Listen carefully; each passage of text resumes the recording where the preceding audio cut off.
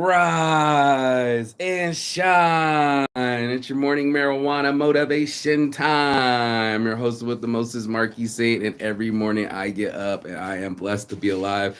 And so are you. Every morning we talk about mental health, wealth, and our physical wealth, which is more importantly than that actual financial wealth. And we talk about it. We get into it, and we're gonna get into it this morning. You're in for a special edition of the morning marijuana motivation because we are gonna master our emotions this morning. It's gonna be an hour-long show because it is this important. And I'm gonna let people trickle in because we're gonna get into it, shall we? Cue the background music. Your boy Marky Saint is going to go into something difficult to talk about. We're going to talk about boss based off a book called Mastering Your Emotions. It's something that, let me see if I can just show you on the on my audio book, but it turns out that we get no education about ourselves, right? We get no education about the way our brains work and the way we work ourselves. We'll study genetics, we'll study reproduction, but we won't just study the effects of our emotions in our lives, and it dictates everything. As I get into this is going to be a really deep subject, but it dictates everything. We're going to talk about the two-arrow approach. If you're watching this, you're going to get some information right off the bat. One of the approaches is the two-arrow approach. Is a Buddhist philosophy. Don't suffer more than you need to. Right here, of course, this guy would do that kind of thing and just pop up a commercial. But the ad looks like this. If you get a chance, the ad looks like this. Let me go backwards. Come on. The ad looks more like, suffering is real. No, I don't want to do that. No, I don't want to do that. No, of course you're going to do whatever the hell you want. Anyway, it's going to do whatever the hell it wants, and it's not participating correctly. So what we're going to do is just go ahead and click on it. We're going to click on some of these. Don't suffer more than you need to. Welcome to Saints Addiction channel. Don't suffer more than you need to. How to process your emotions. And here's a girl doing a book review on mastering your emotions. So here it is right here. But I'm going to just go into it real quick and play something because I thought it was so important. Sadly, neither your teachers nor your parents taught you how emotions work or how to control them. I find it ironic that just about anything comes with a how-to manual while your mind doesn't. You've never received an instruction manual to teach you how your mind works and how to use it to better manage your emotions, have you? I haven't. Me neither. In fact, until now, I doubt one even existed. What you'll learn in this book. This book is the how-to manual your parents should have given you at birth. It's the instruction manual you should have received at school. In it, I'll share everything you need to know about emotions so you can overcome your fears and limitations and become the type of person you really want to be. You'll learn what emotions are, how they're formed, and how you can use them for your personal growth. You'll also learn how to deal with negative emotions and condition your mind to create more positive emotions. Yes. It is my sincere hope and expectation that by the end of this book, you will have a clear understanding of what emotions are and will have all the tools you need to start taking control of them. Yes. More specifically, this book will help you understand what emotions are and how they impact your life. Identify negative emotions that control your life and learn to overcome them. Yes. Change your story to take better control over your life and create a more compelling future. And reprogram your mind to experience more positive emotions. That a boy. So looks like these guys are just babbling on and on and on. I'm not a big fan of that. So I listen to this stuff and digest it. But in essence, what I've learned this morning is that we are married to our emotions. I know I am. I tend to marry them for a lifetime. I tend to wear the same thing. I found that my anger was a ladder. It helped me grow through situations that I didn't feel I had control over. My anger was the energy that I used to overcome hopelessness. And that's wow moment for me. You know, that's a whoa moment for me. Kind of like this little Jerry curl coming out of my beard here. It's a whoa moment to be like, I've been using my anger as a tool to overcome suffering. And I didn't realize that. I just thought that I was a fighter. You know, I just assumed that this was my way of biting down on my proverbial mouthpiece of life, grinding and waiting. What they say, embrace the grind in wrestling. I was embracing the grind in my life. And as a person coming from an abusive childhood, this is a learned reaction that I learned from my father and mother, that anger can be a self defense mechanism. That I can use it as a way to get people away from me and say, hey, don't fuck with me. Don't fuck with me. How many of us have that? Don't fuck with me. I don't want to be fucked with. Here's the key to suffering, it's coming only if you want to allow it to. I know for sure I've been very depressed, losing an abortion that I didn't see coming. I didn't see that as a possibility, and it's the unforeseen that tends to give us the most pain. Now, the two arrows, one first arrow is that it's coming regardless. The pain of our lives is coming regardless. We all are going to find out what it's like to lose someone in our lives. This is something that there's a lot of books about, but there's not a lot of education on it. That happiness that we consider happy is a momentary experience. And the part that we don't know when we're going to die makes life a momentary experience. It's not guaranteed and it's not linear. And I think that gives that sort of anxiety to people, like what will happen to me in the future. And part of the Buddhist philosophy is that, you know, things are going to happen to you in the future. The second arrow is the suffering that comes after it. You know, you're going to get hit regardless in life by things that are outside of your control. Let yourself be allowed to do that. That's one of the biggest keys to happen in life, is to be a mistake master. You're going to have to risk some embarrassment. You know, some people, you know, you can lose all your life savings. Most people lose their jobs. They'll lose their status in life. They'll lose all their money. They'll lose their health. And this is a part of life. Not everyone just sits on top of wealth. I think we like to glorify these scenarios and think that other individuals don't have any suffering or won't lose anything is asinine. Everybody's going to lose their mother. They're going to lose their father. They're going to lose love. They're going to experience loss. This is something that's a part of life. Now, the second arrow is the one that's coming for the suffering, right? We're going to get into this morning, but if you believe that you need to suffer more from your experience, how that got over there, that's what you'll do. And we're going to just keep kind of going into this. This one's only got a minute left. Let's More get it. detailed summary of what you'll learn in this book. Yes, In let's part get more one, we'll detail. discuss what Less emotions are. motorcycles. You'll learn why you're wired to focus on negativity and what you can do to counter this effect. You'll also discover how your beliefs impinge upon your emotions. Finally, you'll learn how negative emotions work and why they're so tricky. In part two, we'll go over the things that directly impact your emotions. You'll understand the roles your body, your thoughts, your I'm words, getting on or a your tangent sleep because this play in isn't your the one I life. want to play.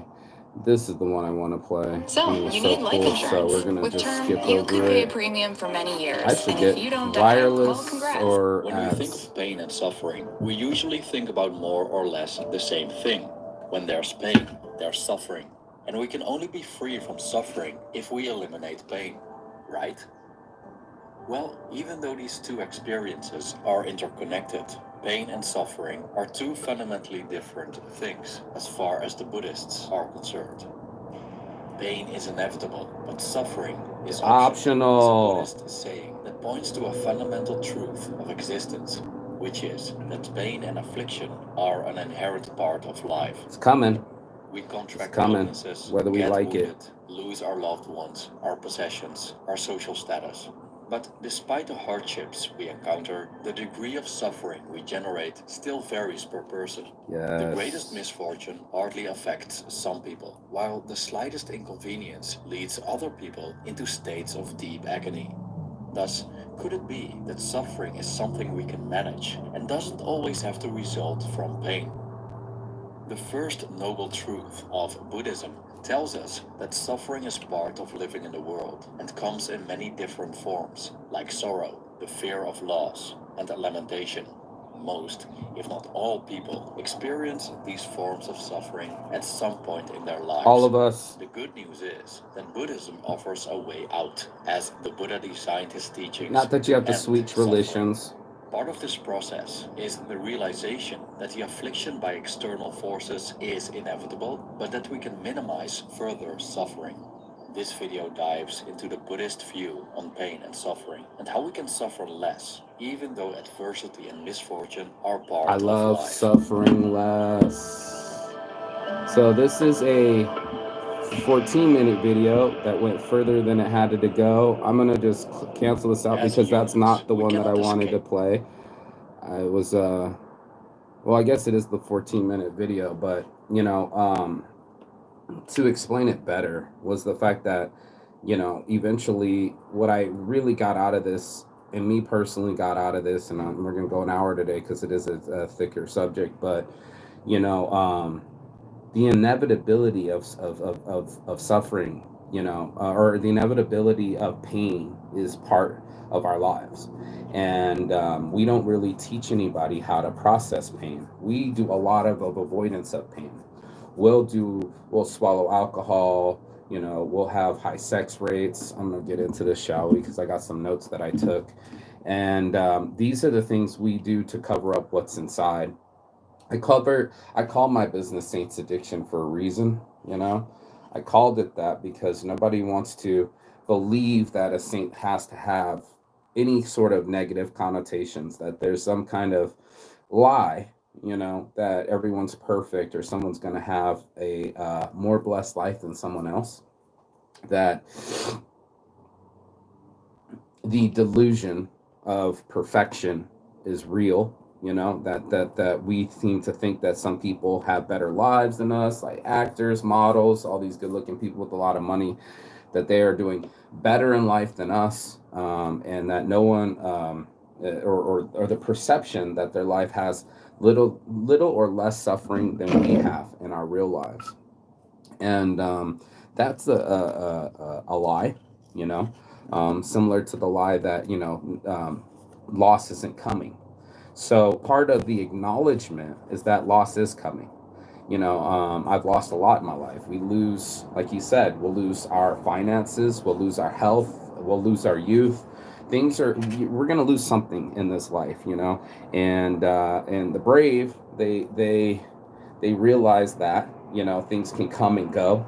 It's not so linear. It's so out of whack that the arrows come from all sorts of directions to hit us. Now that we've talked about it and we know that there is an arrow that's coming for us, what we don't talk about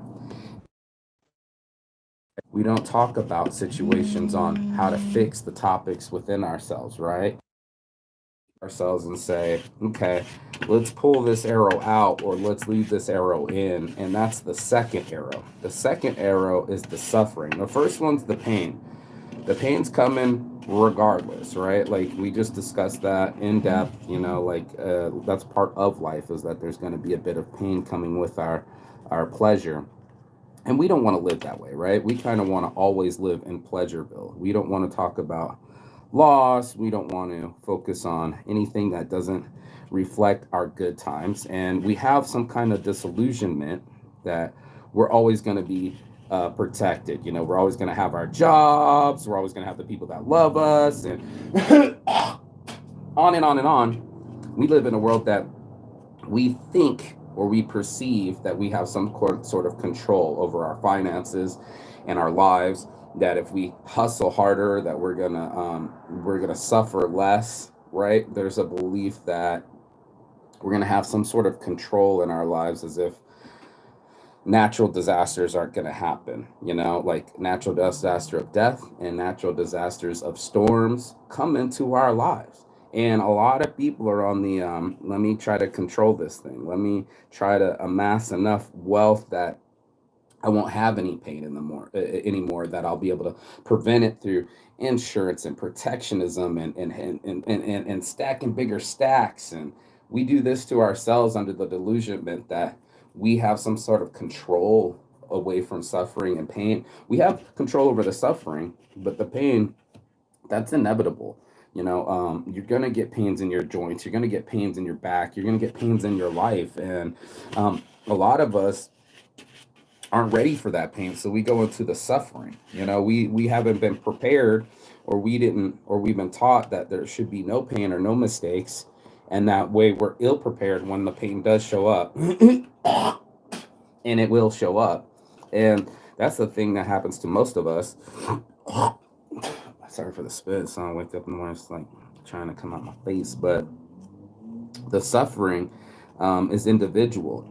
The amount of whipping that I always talk about, the Catholic whipping of I need to suffer, I don't deserve to be happy, is really bad. It's asinine, but it's something that's creating a lot of dysfunction in our lives that we don't even know about. There's so much psychology behind it in our social media, and these things are gonna fix our loneliness, like it's going to save our lives, and unfortunately that is not the case. And we're gonna have to talk about the truth, so let's get in it, shall we?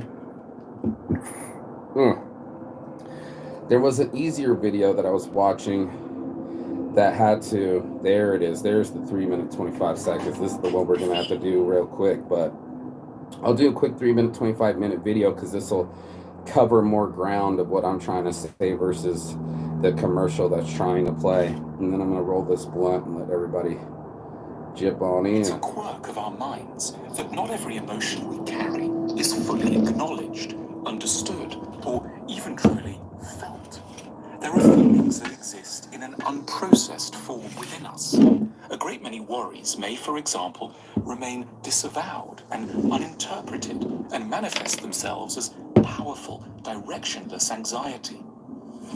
Under their sway, we may feel a compulsive need to remain busy. Yeah, drinking, time on our own, social media, to activities that yeah, ensure we don't meet what scares us head on. We don't want to be lonely. Stay on the phone. Internet pornography, tracking the news, keep masturbating, exercising compulsively. Obsess about anything but talking to ourselves. Kind of disavowal can go on around hurt. Someone may have abused our trust, made us doubt their kindness, violated our self-esteem.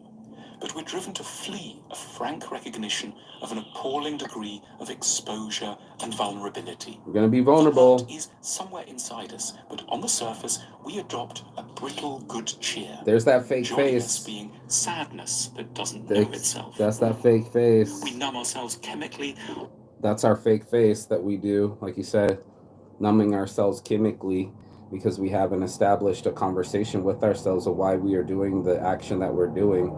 It's hard to explain, but if you were talking to yourself correctly and you're saying, I'm doing this because I'm lonely, might make more sense than I'm binge drinking and I'm always smashed at the bar.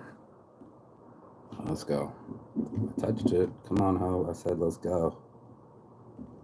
See me touching it? Or else we adopt a carefully non-specific tone of cynicism, which masks the very specific wound that's been inflicted on us. Yes, cynicism.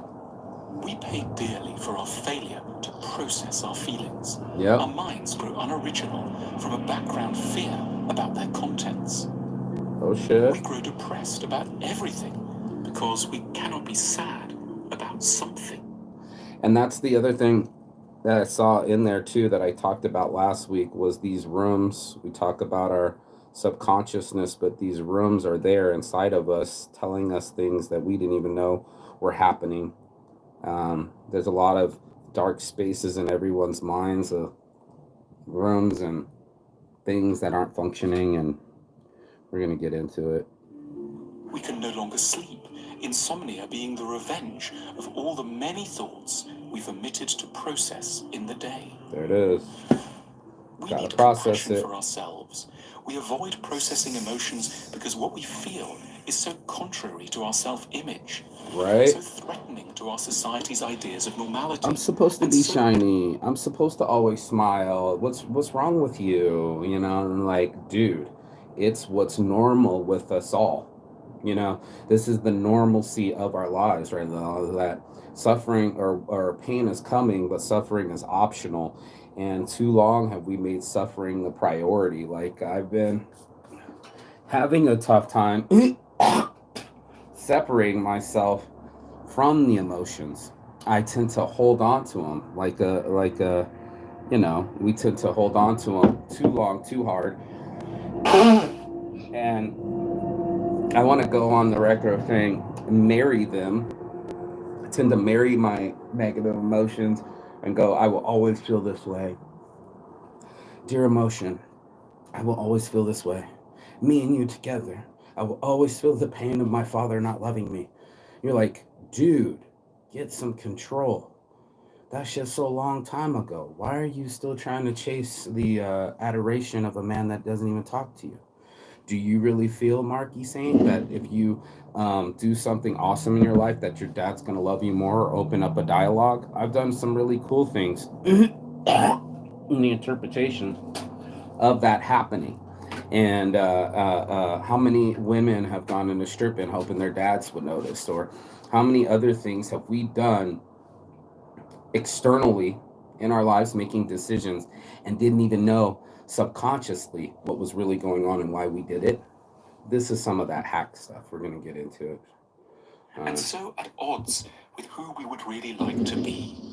An atmosphere conducive to processing emotions would be one in which the difficulties of being human were warmly recognized and charitably accepted.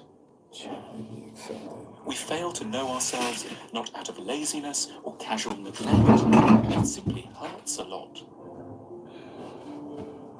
Processing emotions requires good friends too, deft therapists and ritual moments like philosophical meditation, in which our normal defenses can safely be put aside and unfamiliar material ring-fenced for investigation. The outcome of processing our emotions is always an alleviation in our general mood. But first, we must pay for our self-awareness with a period of mourning, in which we gradually acknowledge that in some area or other, life is simply a lot sadder than we would want it to be.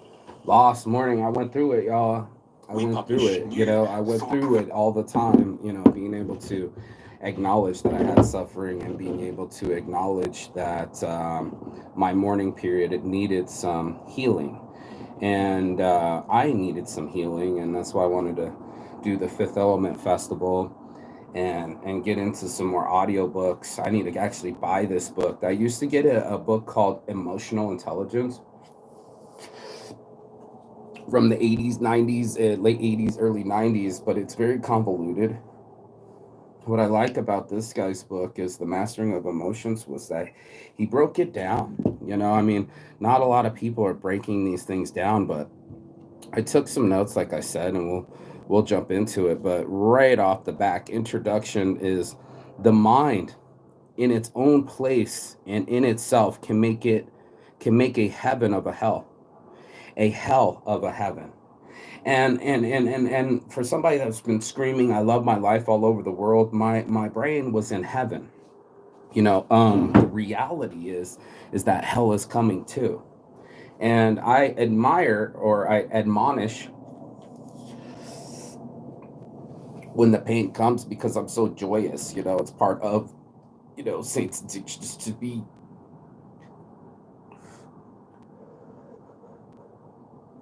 elated when I get my touchdowns and really pissed off when I don't get my touchdowns. I almost set myself up for failure that I can't fail and that I only want to count touchdowns instead of counting minus points, and unfortunately minus points are coming in life. It's just coming for us. So we all experience a wild range of emotions throughout our lives. I have to admit, when writing this book, I experienced highs and lows myself. At first I was filled with excitement and thrilled at the idea of providing people with a guide to help them understand their emotions.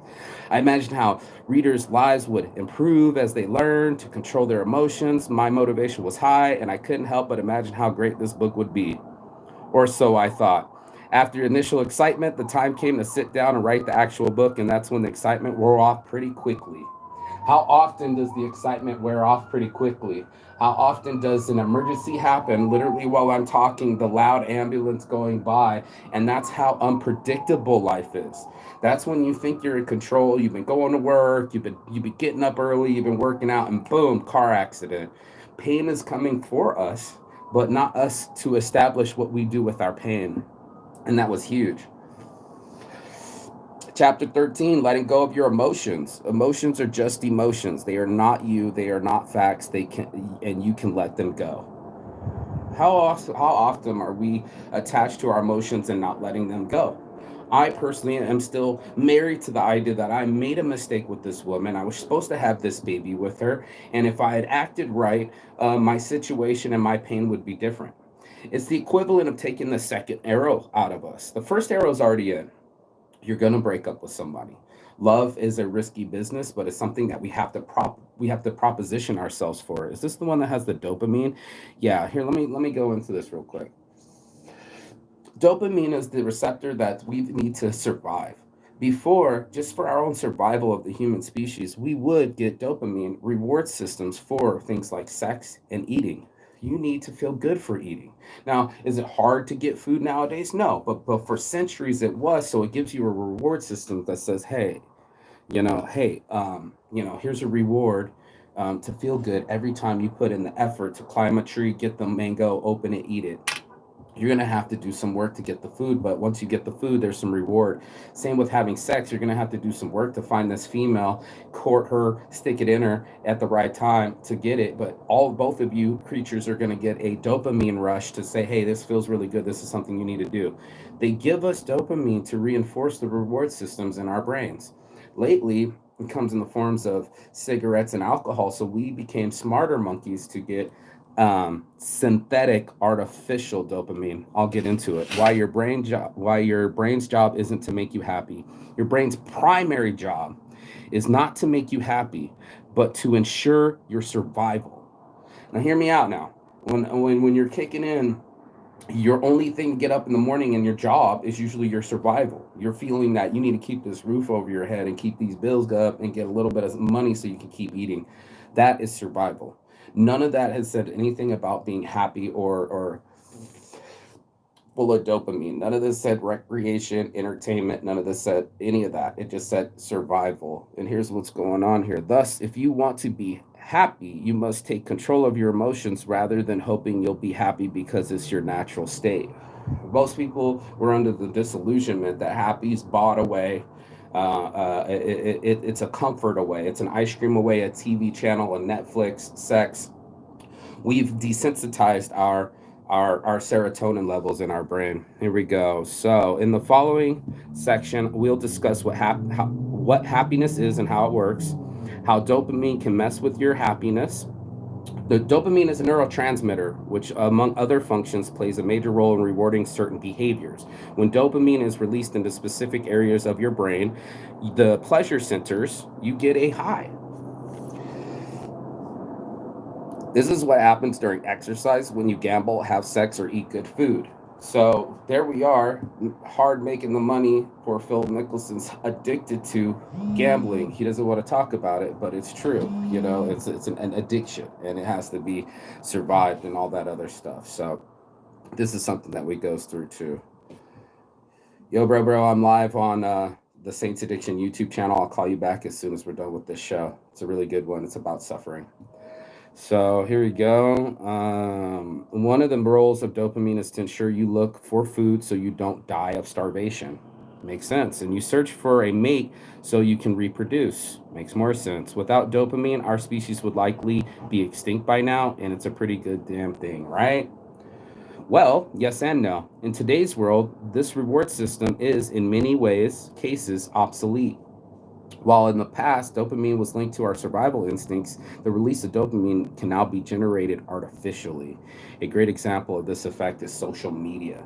So, when we're at our loneliest, we'll reach out on these devices. They give us this form of delusion that we can find somebody, that we can connect out there. And me, I always look through it. I'm like, I don't talk to any of these people. You can have 5,000 friends and no one to talk to. We reach for the phone because we're lonely. We really want to just hold someone's hand.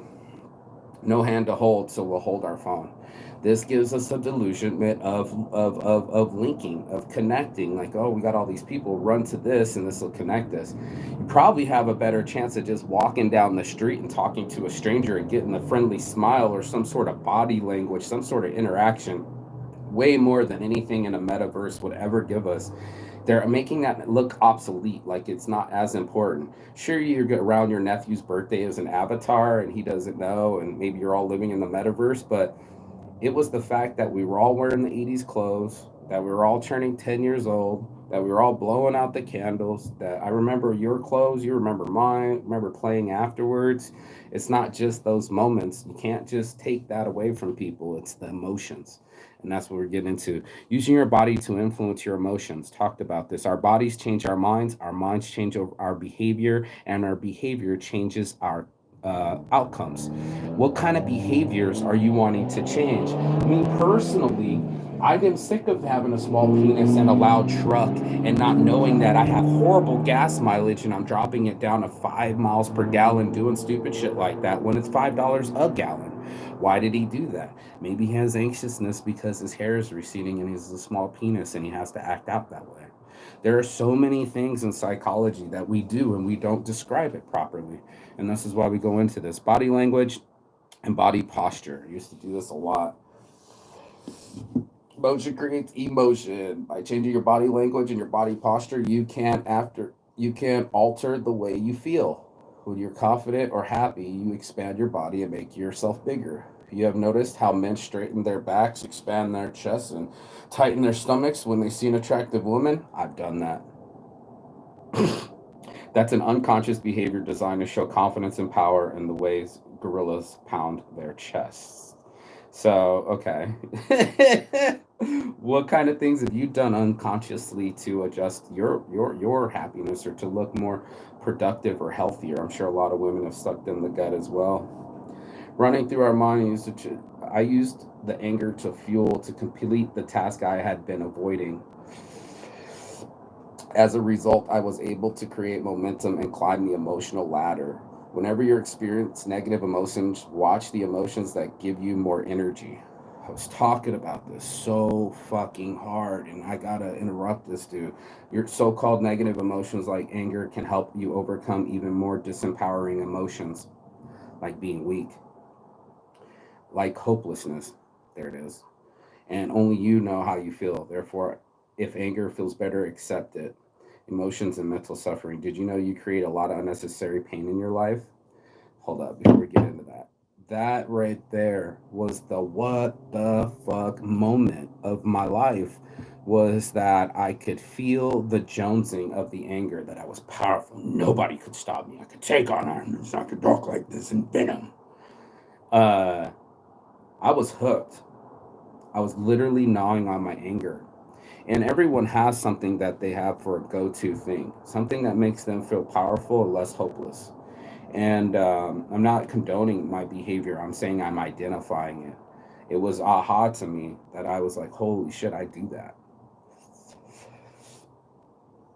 I get mad at it and then I can put more effort into it. I tend to wrestle my objectives because I was a wrestler. And apparently in my head, I can wrestle things. I can force them. I can bend them to my will. Damn, that's a shirt. Bend them to my will. That sounds like a bad name. Anyway, I'm high as a kite now, halfway through this blunt, but bend them to my will. And most people don't want to be bent over. Most people want or might even have social anxieties. When we're looking at that differences of all the way people react emotionally and through suffering, I always perceive the Buddhist reality to be of suffering, right? That they believed in suffering is the universal thing in all of us. And all of us are trying to move away from suffering. And here it is that they're saying that that's also optional, that that first arrow is going to come and hit you, and then to my will. Wow, that's a pretty cool band name. I have band names, sayings, phrases. I'm a shirt addict. So, anyway, that's what we're going to get into. So, anyway, I was reading on some notes. Where did it go? Here we go. Did you know you can create a lot of unnecessary pain in your life? Learning. Each time you lock onto a thought or hold onto an emotion, you suffer. A great example of this is how you react to physical pain. Whenever you feel pain, your first reaction is to interpret it. When you do so, you generate negative thoughts. Your identification with these thoughts is what creates mental suffering. Below are some thoughts that may cross your mind in these situations. I don't have the book, so I can't read it exactly, but we're getting it, right? We're getting the suffering, we're getting the amount of turmoil and sound and vibrations of dun dun dun. It's the reason why we keep going towards the dramas, going in the drama section here. Always in the TVs, always in the movies, always in the books, especially for women, the drama that gives them excitement. Most people don't want to admit that. They don't want to admit the buzz, right? Like, I would get a buzz from selling a car. Of course, you get a buzz from having an orgasm, but what else gives you a buzz in life? What things are you doing to offset the suffering in life and to get a buzz out of it? And anger was my buzz. Like, I would get a buzz out of it. It drove me through obstacles I didn't think I could overcome. And I didn't even think I was angry. I got called out for being grumpy. That was an aha moment for me. I felt that I had accomplished enough in my life that I should have been more happier, right? That I should be more happier. And I've done some awesome, super awesome things. Like, some people just want to travel the world and die. I've done it 3 times. I'm still alive. Some people want to start a business. And I started a business from nothing. This should bring me pride. This should give me the things that I desire. Chase. And you know what I'm talking about, because everyone has that. Let me get away from suffering. If I chase this, if I have more money, I'll have less pain. Less pain equals happy. Happy is fictitious happy, because all those things can be taken rapidly from you. I've been watching beautiful beach homes. I'm sure they're insured, but man, surfing right into the ocean. The whole thing collapsing in the ocean, just snatching up homes, which I always thought it would happen. You never think it's going to happen. They didn't think it was going to happen. And now finally photos are going into the ocean. We are so impermanent, and nobody wants to talk about these impermanent stuff. We want to act as we're going to live forever. Like, our money's going to live forever. It's going to go into the eons. It doesn't matter that I suffer now, because, my kids are going to do better. And a lot of us are on that sauce. I know it's a very Chinese philosophy. They're all about it. Just get on top, crabs in a barrel, and then when you get on top, you give back. But don't count how many people you push down to get on top. Very weird. But here we go. We all procrastinate. However, if you regularly suffer from procrastination, it may indicate you either have self-esteem issues or you lack self-discipline.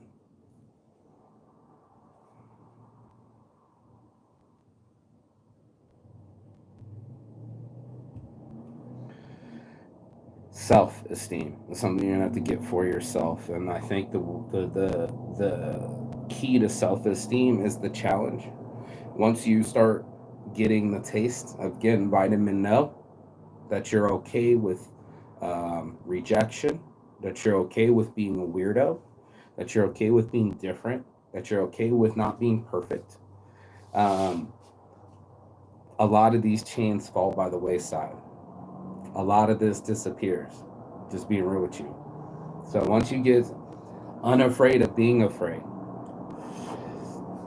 when you get used to rejection and realize it's a part of life, you get used to pain and realize it's a part of life.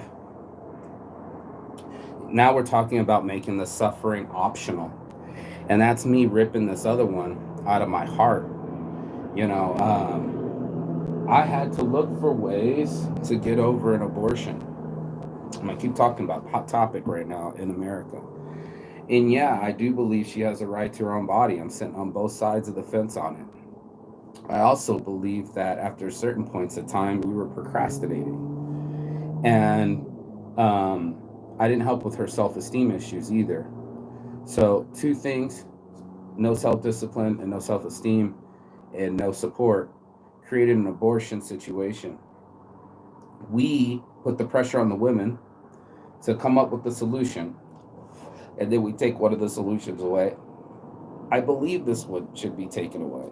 We have Plan B pills. It shouldn't have even got that far, to be honest. If you didn't want to mate with this person, one, it was a choice. Not a lot of rape scenarios here.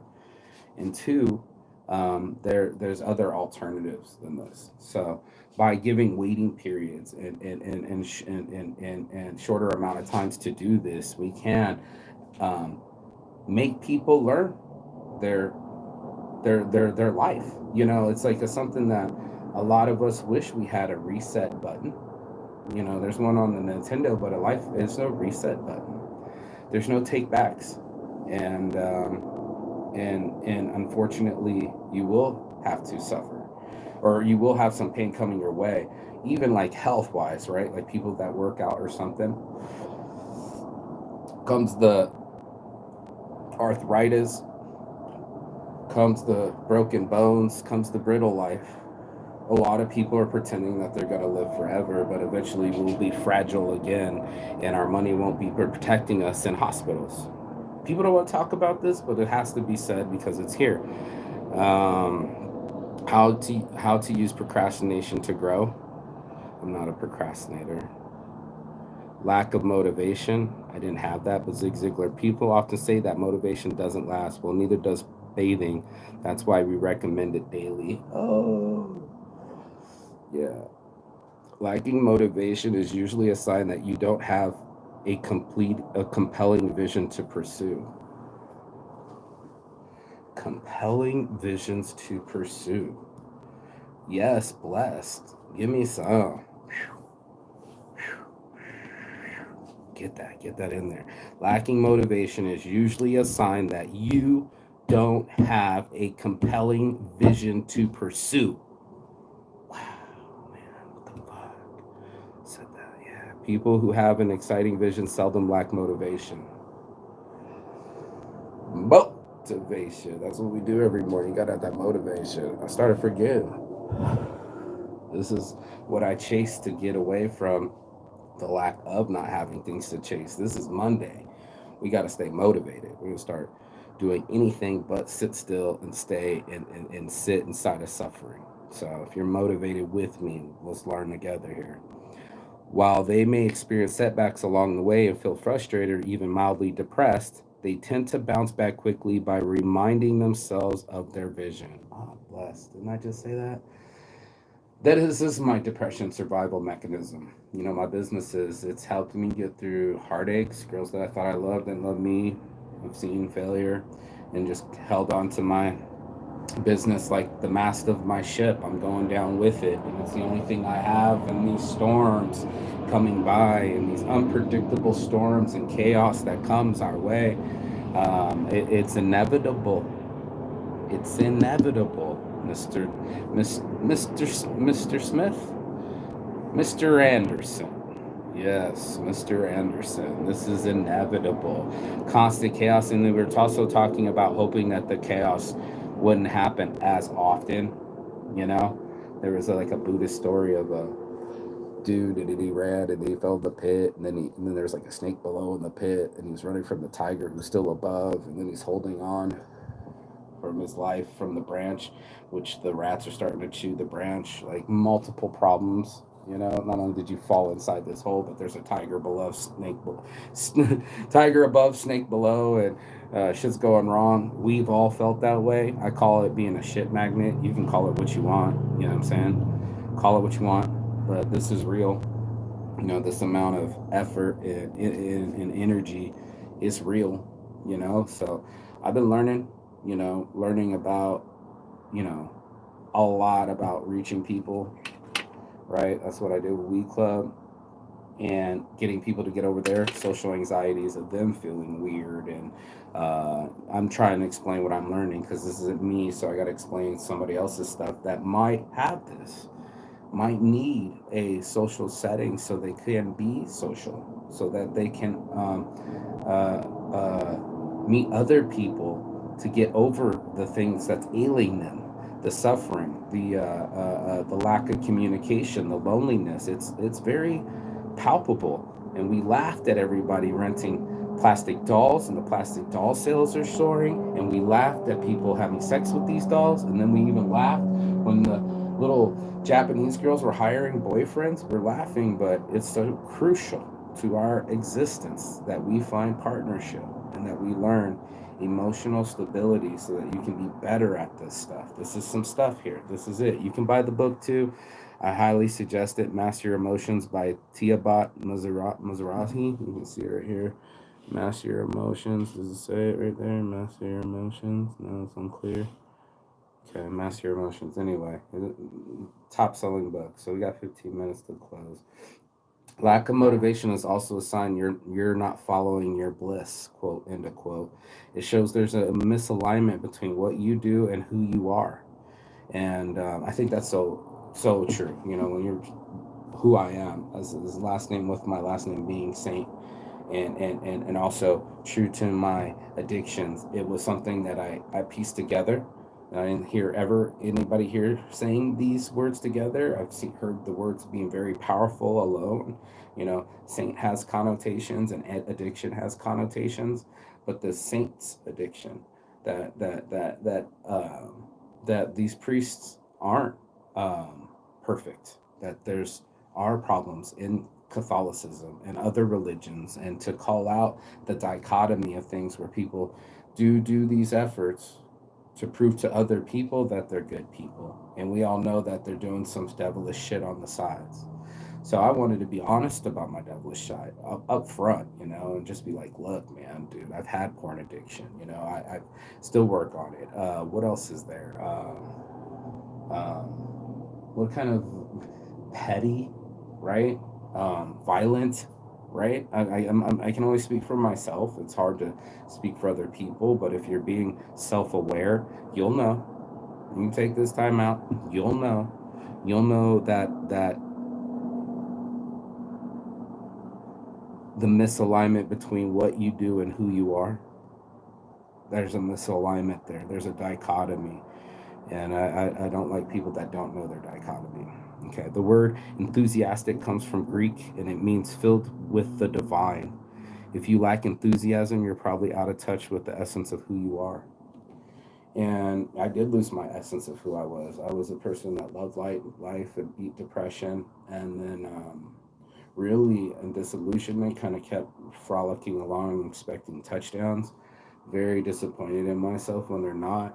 It's a choice that I make to suffer with, that I beat myself over my mistakes over and over again in hopes of achieving better. I had decided a long time ago to pair my suffering, and you're pairing some sort of suffering with yourself, to pair a suffering to an emotion and a behavior. And we've all done it, and we are doing it now. Currently, you are doing it now. I'm doing it now. We are all having a behavior from an emotion that we pegged long time ago and did it repetitiously, and not ceremoniously, but just out of compulsion and sheer what's that called when you back of your head, when you have sheer in the back of your head, subconscious thoughts and emotions there. So it I've never heard a Nobel Prize winner retiring early because he or she was bored. In fact, most of them will work until the day they die. This is because they have a clear purpose. Similarly, I've never seen billionaires selling their companies to retire on a, I don't own the book. The nature of emotions. Shit, yeah, dude. Okay, we got 10 minutes, and then I'm going to go live. If you want to call in, we'll go live on Saints Addiction on Instagram, so you can start following, and you can rebuttal, share, Co-share, open this environment for anything that they highlighted on today, or comment below and say like that really affected me. That's that shit right there. You know, if it resonates with you, right? I'm gonna start reading more books, y'all. I want to be a shit. I don't have the screenshots. A black belt husband. I'm gonna make a shirt that says husband material, and I'm gonna start being more humble and working on other items that if you look it up, you can be a black belt husband. There's a new level of this stuff. Let me see if I can find it real quick. Hold up. You gotta see this shit something dope.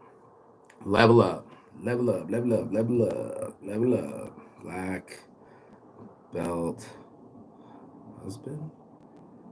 Black belt husbands. I told you I wasn't fucking around. Black belt husbands. But they did a triangle that I found fascinating. Here it is.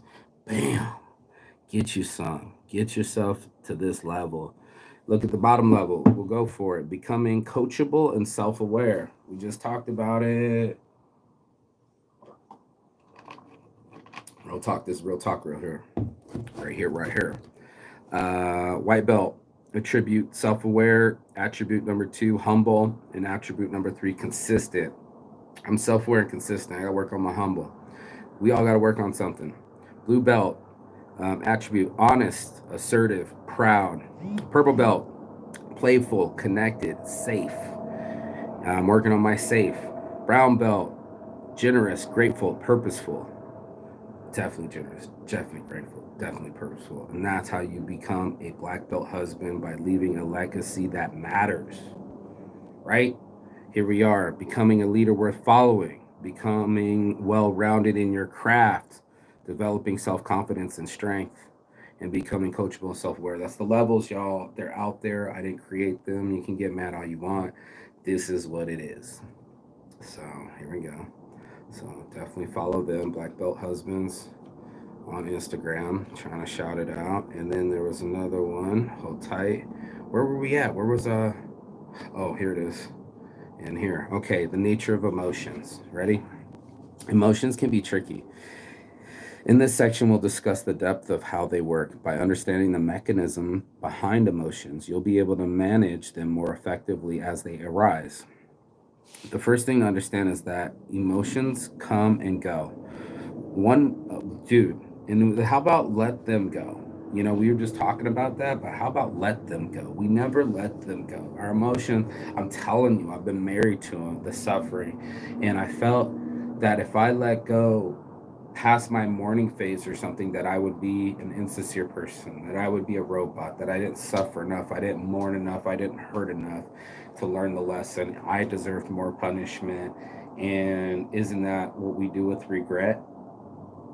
I've been learning a lot, y'all. This show's about to get fucking smacking. I get to do 2 hours, and like I said, for the next couple of days. Then we're gonna have a podcast, an actual green screen, and no sounds, and like this is just all experimental at this point. But the consistency is an experimental, and the learning is an experimental.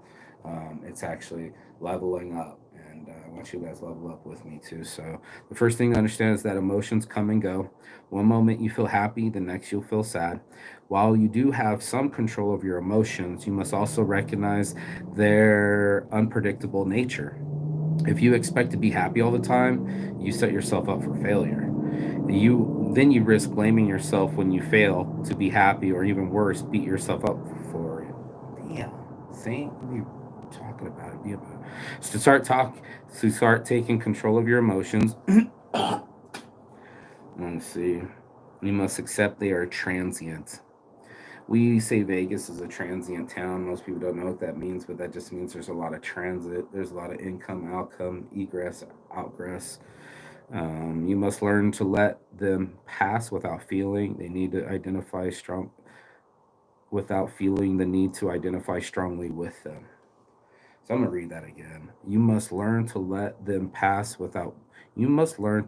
emotions pass without feeling the need to identify strongly with them. And that was it. Marrying my emotions and for life, just holding on And part of this key for me is to get emotional stability, is to be Mac the knife in business. I love that business is almost emotionless, but in my personal life, I do take things to heart. I'm very passionate, and I've always been an emotional person. So I'm just identifying things here. You must allow yourself to feel sad without adding commentary such as "I shouldn't be sad" or "What's wrong with me." Instead, you must allow reality to just be.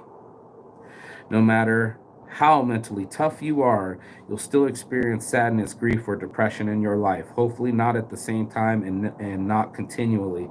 At times, you'll feel disappointed. That was it right there. You still experience sadness, grief, depression in your life. Hopefully not at the same time. It's been tough to have that back in my life. I didn't, and again, marrying the emotions, not wanting to have it. Wanting to be back to the I love my life without any suffering and this high elated. I'm just taking off the planet. I'm fucking taking off. I love my life. I'm on top of the world. I'm on top of Brazil.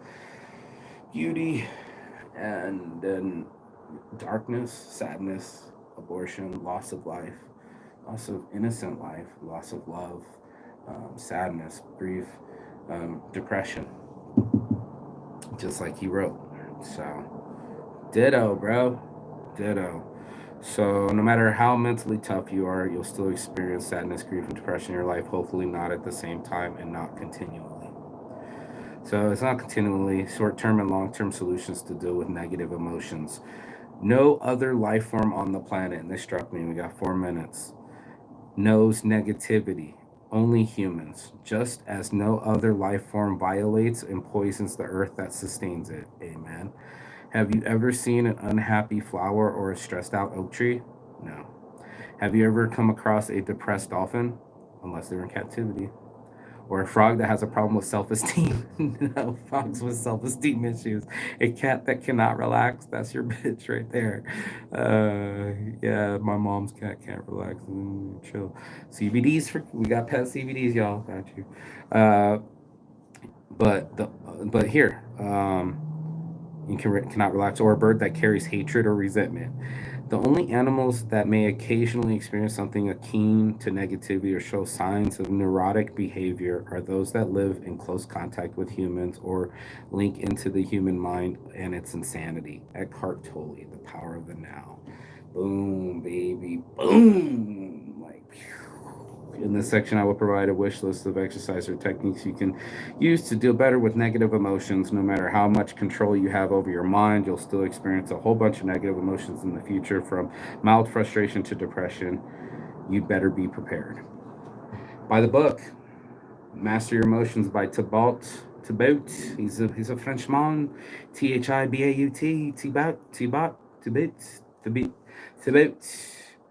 Mizrazi. Mirizi. That's Italian. Anyway, so get the book. I'm gonna get the book. Get stacked up on the games. It's time to get this thing to elevate out the frame. We got to get better. And part of it was I didn't want to be so immersed to my fucking emotions. If anybody else wants to choose more than drama in the movie section, I'll be over here a comedy or something. And not that it's always going to be funny and happy, although I do try to control it and make it such. Being prepared and having this ammunition of knowledge. Ammunition of knowledge is a cool bad name, by the way. Writing that down. And when you get some, that kind of energy of knowledge. That's a dope. Ammunition of knowledge. And that's what we're going to do. We're going to get some ammunition of knowledge. So it's been a good hour here, on the YouTube. So I'm gonna roll another Bleezy My Kneesy, and then we're gonna get some people in on this. We're gonna have some people come in on this, and I need some Kush lotions. If anybody can see, I got a bit of a burn here, so I got my thing on. So Kush lotions, CBD lotions, it's great for the skin. Getting it in. I'm sending some out to Jessica. And amping up the milligrams. I'll do 1,000 milligrams, a gram of CBD in each bottle. Make it really pow, boom, zam, psh, you know what I mean? Get that effect for people. And we all need it. You know what I mean? I know you know what I mean. We all need it. So it's time to go get the healing. Yes, blessed. And get some of this healing on. We're going to get it always. If anybody's curious, you can get rid of warts. I had a weird growth on my arm just by apple cider vinegar. It eats levels of your skin, so kind of chemical burn in the wrong areas for me, but on the actual mole, it takes it away. Isn't that amazing? And it doesn't hurt, so you don't have to get them freeze dried anymore. You don't have to do any invasive anything. You can just do a little Q-tip, and these are all natural remedies you get online. I looked it up and learned it. See, we looked it up and we learned it. Okay, so we've been on an hour. Let's get it how we live. That's so fucking dope. Let's just eat away at all that. Go, boy, go. Okay, let's get it how we live. All right, so we're gonna get on the Saints Addiction tip. And if you get on the Instagram, you can call in too, you know. But we're gonna let people come in on this live real quick. Let's go live real quick. Hold tight. Let's get it. Here we go. Below anyway. Yeah, baby. Boom, baby. Boom, baby. What's up, bro? Hi. Yeah, man. That's dope. Yes, blessed. Yes, blessed. There it is. Boom, baby. Boom. Rise and shine. It's your morning marijuana motivation time. We are already live here off the 95 on the YouTube. And if you haven't gotten a chance, you know, at Saints Addiction, so you can come on the show live with me in the morning. We are in it to win it. Yes, bless. Let's get the logos in here. Let's get this show on the road. Let's get it going. Okay, so you're in it now this morning, but if you've missed it, I've been telling you to get on my YouTube live, not fucking around here, because your boy Saint is going a whole hour already on YouTube live. You missed it. You missed the blessings of me reading from Mastering Your Emotions, the book itself. We're cramming books now, y'all. We're getting it 1 or 2 a month. If anybody wants to get on the book challenge with your boy Saint, at least audiobook it with me. Audiobooks are tremendous. So, I mean, there's no excuses with the audiobooks. So, your boy Saints, we be getting it. So, you're getting this knowledge.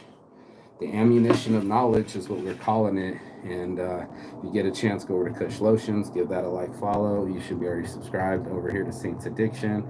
And we're on a mission. And on this mission this morning, we're going to roll another Bleezy Maneezy. And we're going to talk about, we're going to be about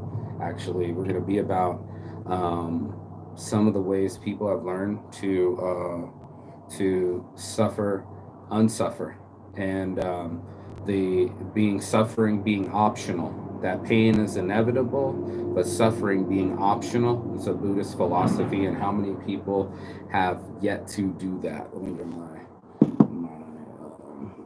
weed swag bag. I go out with the weed swag bags. If anybody doesn't have their weed club card, it's time is now to join weed club. Time is now to join weed club.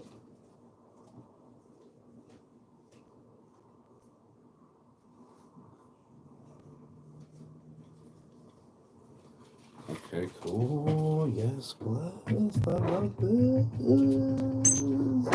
Get the weed swag bags on. Let's get it. Yes, blessed. So people were loving the weed swag bags, y'all.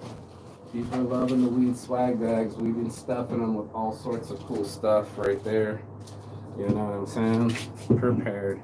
And when you join Weed Club, you'll get a Weed On shirts. You'll get a Join Weed Club card, right? And all sorts of stuff stuffed in here, right? Each one's individual, and we like it like that. So anyway, that's how we're going to be doing it, right? We're going to be getting it how we live. And we've been live for an hour already on the Saints Addiction YouTube channel. But what I wanted for everybody else is to get in on this growth and learning and share it with people. It was so important.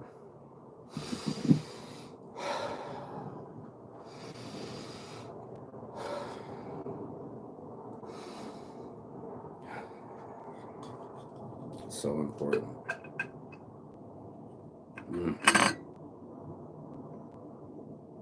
Very lemony. Limonene. Very good. So, learning terpenes, learning weed strains, learning genetics, we have the ability to learn things. We have learned behavior, right? And we also have the ability to read a book and learn. And that's acceleration right there. That's real acceleration, is that we have the ability to grab somebody else's 10,000 hours of expertise that broke it down and say, hey, shit, even buy an Audible book, and then you don't even have to read it. So there's almost like no excuse not to choose and absorb new information. And also, if you really need it, and every human being needs it, is to get away from suffering. That I knew about Buddhist philosophy. What I've been talking about on the YouTube Live is the two arrow approach. They have a philosophy that there's the first arrow is pain. Pain is inevitable, natural disasters, losing someone in our lives, grief, depression. This thing's coming for us. This arrow we know to be true, and the strong know how to survive this. The second arrow is the suffering. And that's what we've always attributed our behavior towards. If we feel a certain way, that we suffer a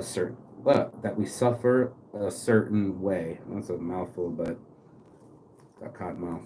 When we're suffering a certain way, we believe that the suffering should be that way and only that way. And unfortunately, we've paired our suffering with emotions, like a lot of people have. It's just this is a natural thing. It's not like it's like you should beat yourself up over, but it is something that we can unlearn. And it was something that was really awesome, is to optionally take out the suffering arrow, the one that's still giving us the regret and the grief and the melancholy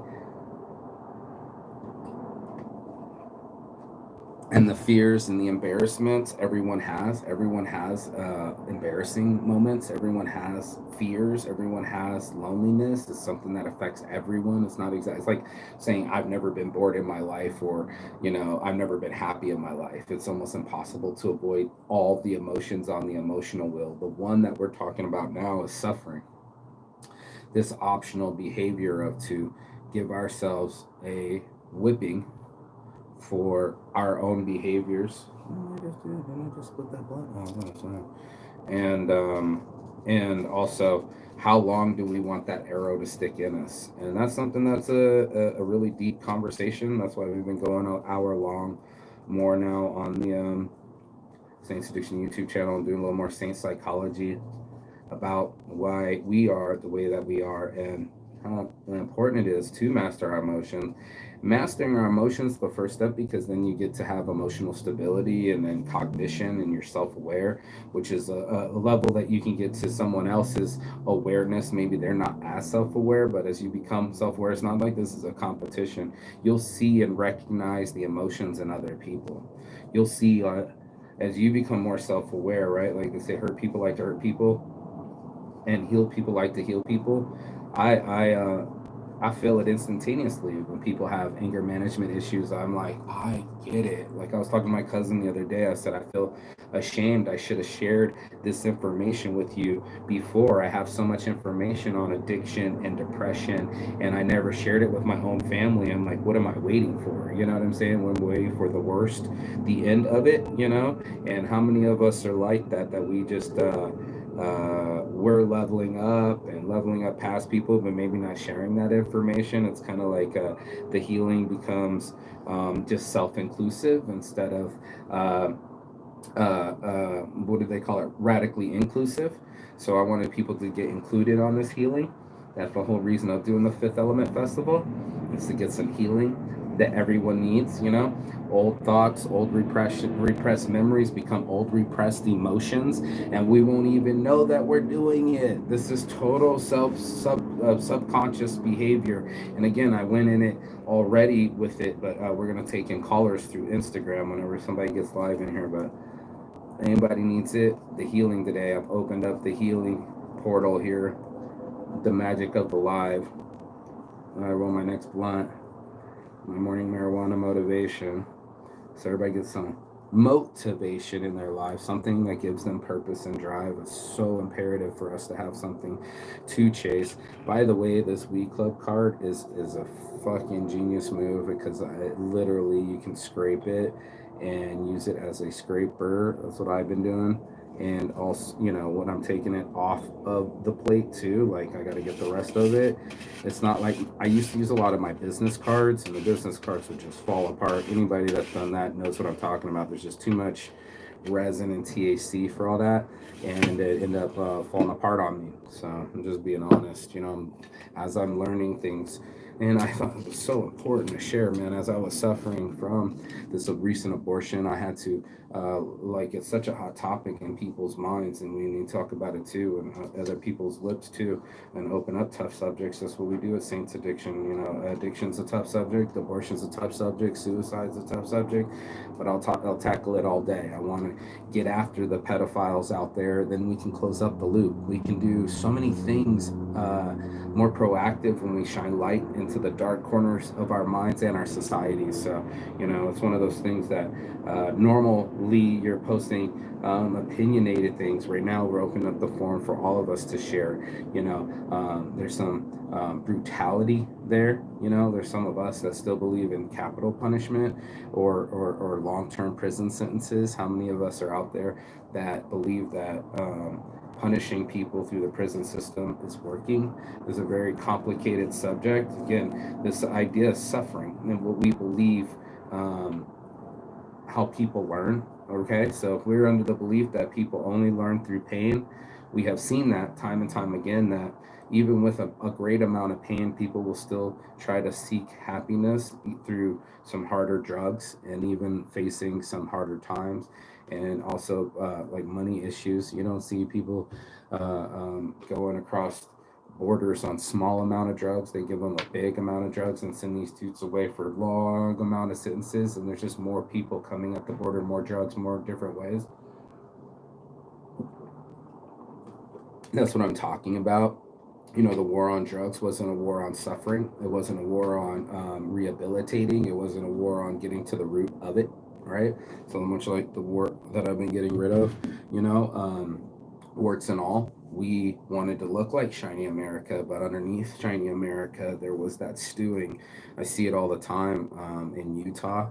Like, all the house moms are on the, not only because they got the health insurance, but all the house moms are on the, what's the Oxycontin. So everywhere I went was the opioid crisis going around in Mormonville. In Mormonville, everybody's supposed to be perfect, and then underlying undertow, the real truth of it, and on a billboard, is that they're suffering from addiction, and nobody wanted to talk about it.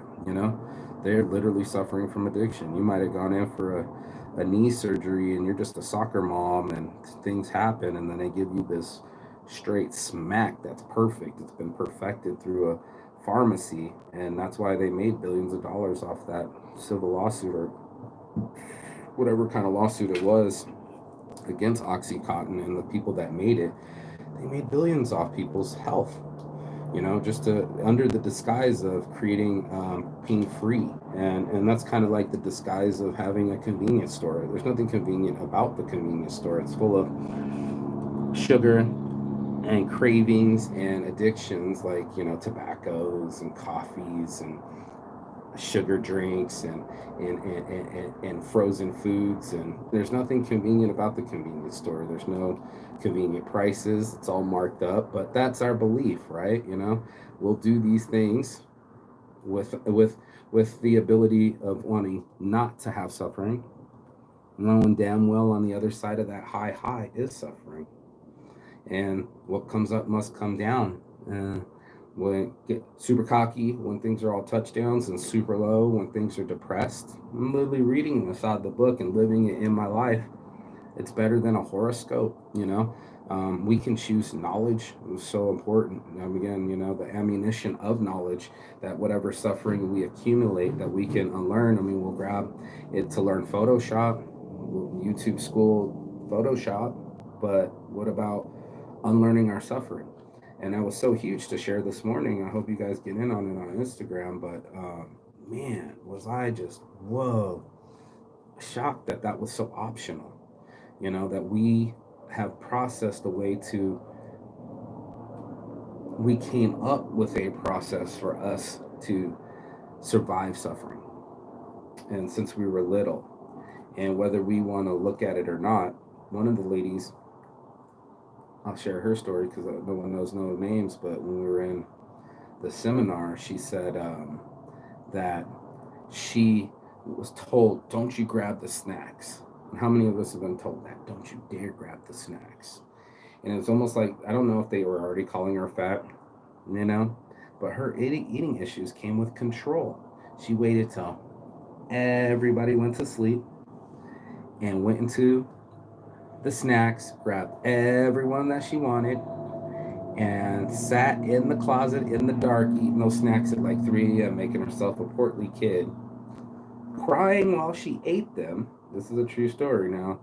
Crying while she ate them, saying, show you, I'm in control of me. In a really cathartic way. How many of us do that? Like, I deserve a purse. I deserve a raise. You know, my worth is based on an external thing.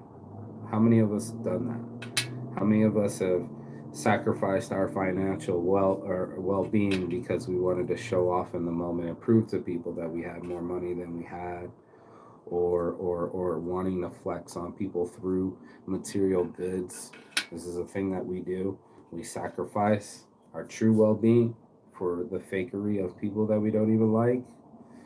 Happens all the time. We're in a weird little rat race where we're all losing sleep and valuable time with our loved ones just so we can compete and see what other people are competing with on social media. I don't even know it, but I see it all the time. I see moms with kids in their lap, the years of their lives, the early years, the best years, before they tell you fuck you as a teenager. I see it all the time. Glued to the phone, the fake dopamine. I think it needs to be said what it is. Pornography is fake dopamine. What else is fake dopamine? Social media is fake dopamine.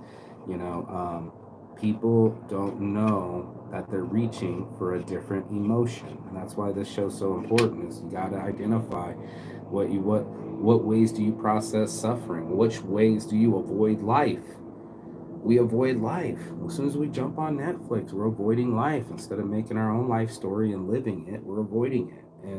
And it's a weird way too. Another say I am suffering is another way of saying I am binge watching, or I am lonely, so therefore I'm going to reach for this phone again and get some kind of.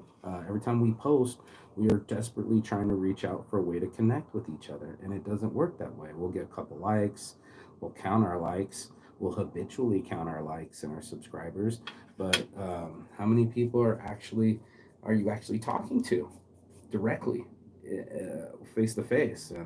And that's also an easer of suffering too. By the time you had the conversation with someone else that said, I've been homeless too, or I had that health issue, or I'm going through that right now, is the moment that you bond with somebody. That was the point of having joined Weed Club, is now you get to make a friend. You smoke as much weed as humanly possible, but I wanted people to meet. This is a way for them to get into the game and be able to do things with people of like mind and also like vibe. Same vibe, same tribe. Finding your vibe attracts your tribe. A lot of us don't get to do that much, right? So I want people to be able to do that. I want people to be able to vibe. And one of the things they can do is by finding friends that are also in on the. Here's the Kush lotion. Friends that are in on the same wavelength to get rid of the same kind of ailments. That's what AA does so very well, and NA does so very well, is they get to talk to people and get them on their same elements and bless up to that. So like I mean by that is like certain hard drugs get people fiending the same type of way. Like people go after the same synthetics, are usually suffering from the same emotionless, ego filled, emotionless existence, or I mean, emotion filled to existence too. Because I mean, we're talking about regulating emotions today, and mastering our own emotions, right? Like how there's no school for this, dude.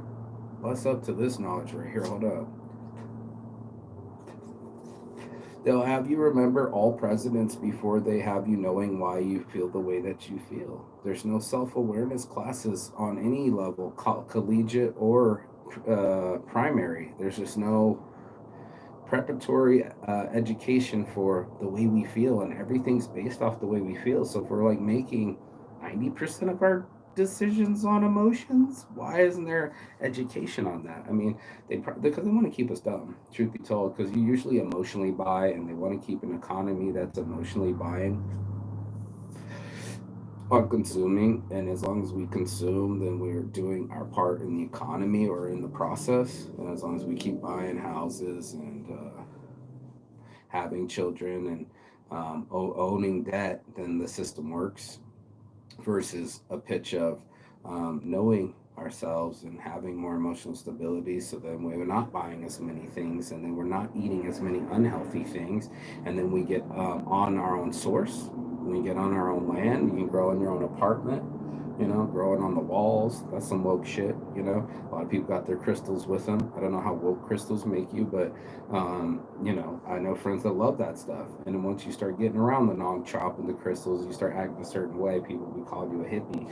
I'm not talking about any of that. I'm talking about self sufficiency. So I'm talking about, what do you do to heal yourself when that pain eventually hits you? The first arrow. And a lot of people don't want to acknowledge the first arrow, even. They want to create a fake shield. They want to shield themselves from other people. So then they become social anxiety, and they don't want to show they're weird, even though we're all weird. So, you got to be able to show you're weird, or they like to say, let your freak flag fly, the honesty of it. We're so conditioned to know that people can use it as ammunition against us, instead of honestly saying, through our emotional education, that we feel a certain type of way. It's like, yo, man, when you ever do that stuff, catch them off to the side, let them save face, don't embarrass them in front of their friends, don't come at them angrily. I mean, a full constructive, educated, constructive criticism, or a conversation. We got to have healthy conflicts.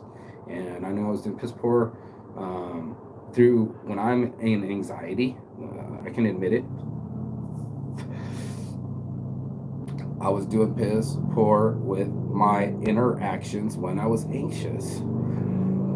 And to find calm, not only are we making calm CBDs so you can have some calm inside of us, right? Because that's what's good about these CBDs. The lotion's more for pain because it's a topical, but I also get a sense of calm when I'm wearing it, and also when I'm eating it. So, it's one of those things to apply topically, but internally, finding calm within ourselves to not let some of these thoughts happen. We let them take control for too long. You see it at the bar. People have been having an emotional day all day, and now they need about 4 hours of drinking to combat the 8 hours of work.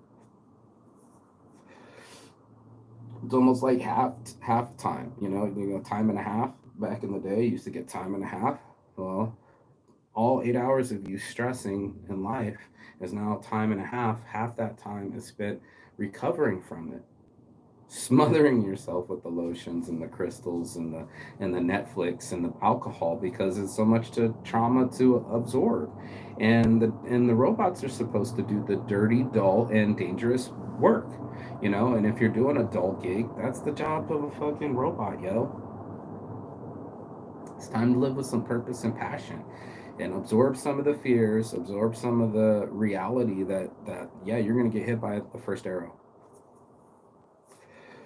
It's almost like D-Day. You got to piss your pants, and you know that that door's gonna come down, and there's the most rapid machine gun that's ever been created up to that point.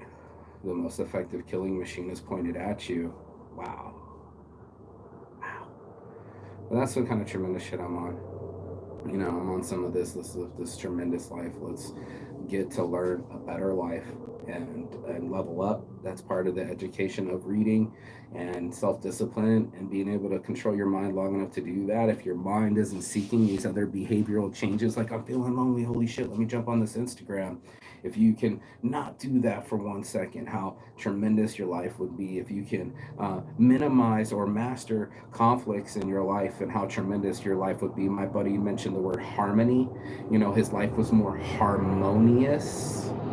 Let me get there. Let your chaos have harmony. How interesting that you already know the chaos is coming, and now you start seeing the bullets, your mastery of it, as just that. That's what I love about the Matrix, is you just start catching these bullets that this is intended to hurt you. You know that it only hurts you when you own up to it. Like, if you want to own up to part of it, the person that just called you lazy, are you being lazy? Does that hit? Do you allow it to hit? Do we allow emotions to hit us or stay? And that's a real big conversation to have. It has to be on live for the 2 hour duration. Hopefully someone gets in and calls. I don't see anybody getting in on it yet, but I'm going to let them.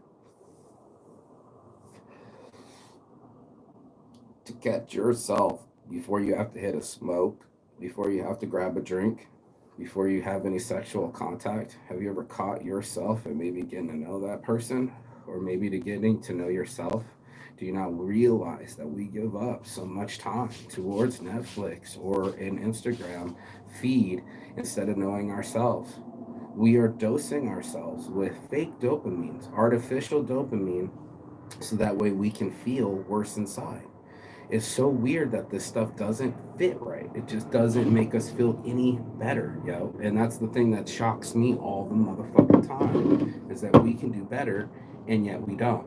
We're still stuck in Scaredville. We're still stuck in no risk, no rewardville. A fake life of fake fun. We do fake dopamine, and then we do fake friends, and then we do fake likes, fake support. We're literally dosing ourselves with pettiness, jealousy, competitiveness, and not in a good way. Not in a good way. There's healthy competition with yourself, but leveling up day by day. You're only in competition with yourself. We put ourselves in competition with each other. Where do you get those rims? Where'd she get where'd she get the purse? How'd she afford it? How's she living? Let me check on her life. Let me check on her life. Let me check on his life. Let me check on everybody else's life but our own. Feel me now. Feel me now.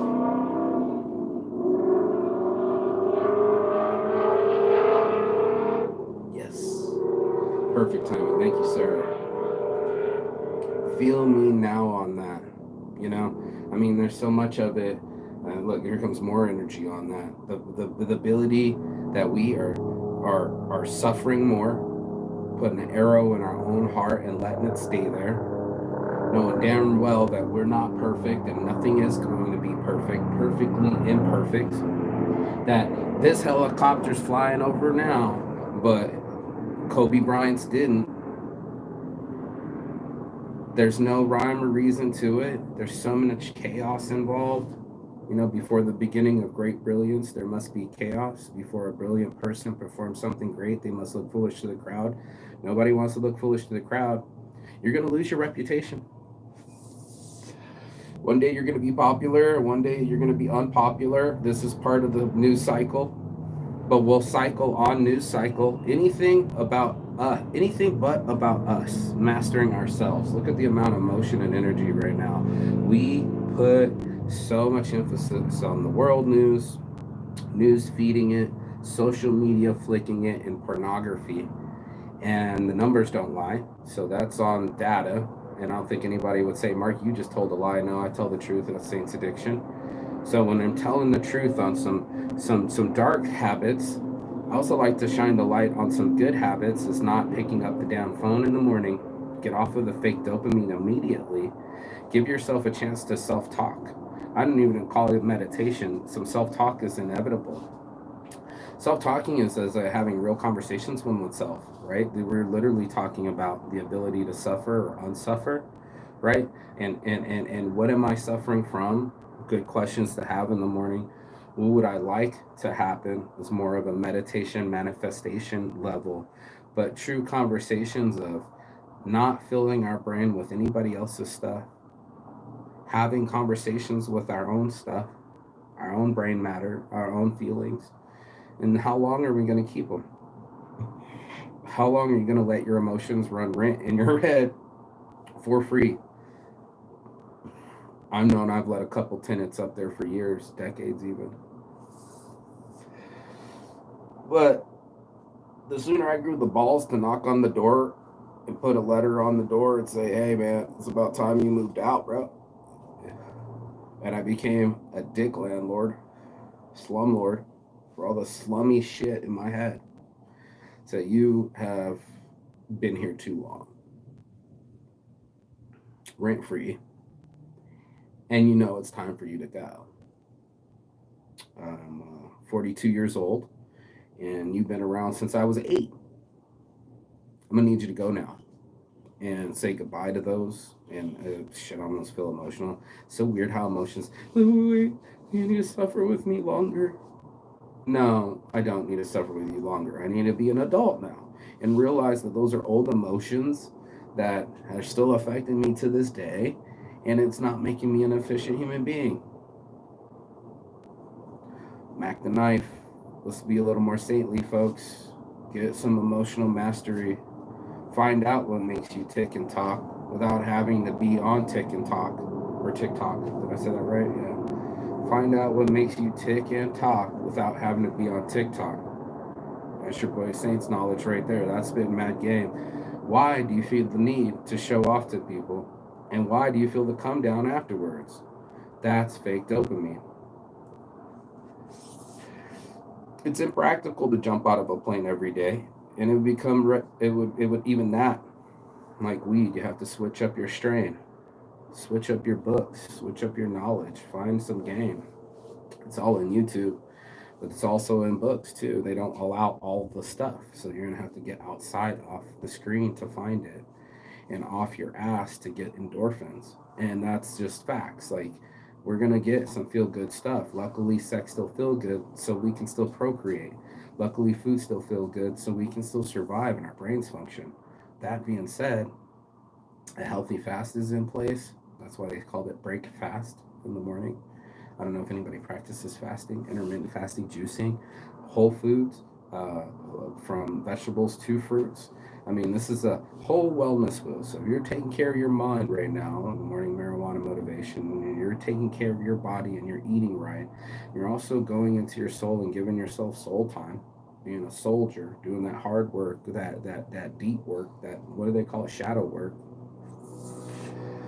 getting it in where you fit in, you know what I'm saying? And not filling it with other people's shit, other people's lives, and just jumping on it and getting fake dopamine. They don't mind. They're not going to classify social media. They're going to call it social media.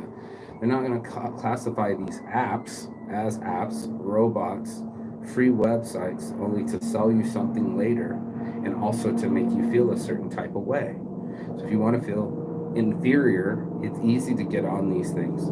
If you find the need to want to compete with your fellow man and show how happy you are, instead of actually just being happy and sharing happy with people, instead of sharing your whole family photos and what your pride is, and showing pride and showing empathy, right? We wouldn't have to show off. We'd have to show what we're working on. The humble pie is real. I didn't want it. I didn't like it for the longest time, but what are we working on? You know, a lot of people will bind together more than the fictitious fakery. You know, there's only so many home runs in the game, and yet we'll keep showing up, you know, and wearing the t-shirts and the jerseys and saying to people, hey, I'm part of this team. But there's no team when there's no game. Like, it's the come down of the off season. People call it off season for a reason. You can't always be on steroids. Those guys get fat in the off season. You can't always be in mint condition. That's why it's called a weigh-in. Most of these guys come up to about 15, 20, 30 extra pounds up.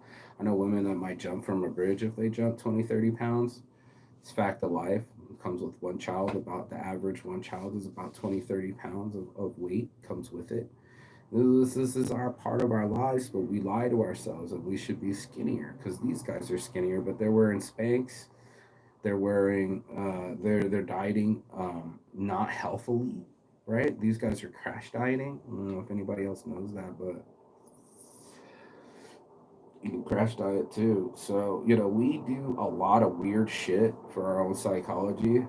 What I love about new psychology is the ability to motivate ourselves. Again, that pure purpose, the pursuit of something, of passion inside of us. I had to call it an addiction because it was on that level to me.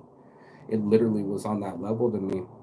They talk about it in one of the videos, but I'm on the phone right now. But you guys can do the same social media stuff. I'll try to include the links below whenever I get an editor and does thumbnails and all that good stuff. I don't have that kind of time for that. But to give you the other links to the YouTube videos so you can learn right alongside me, right? But they were talking about that kind of motivation, that kind of energy.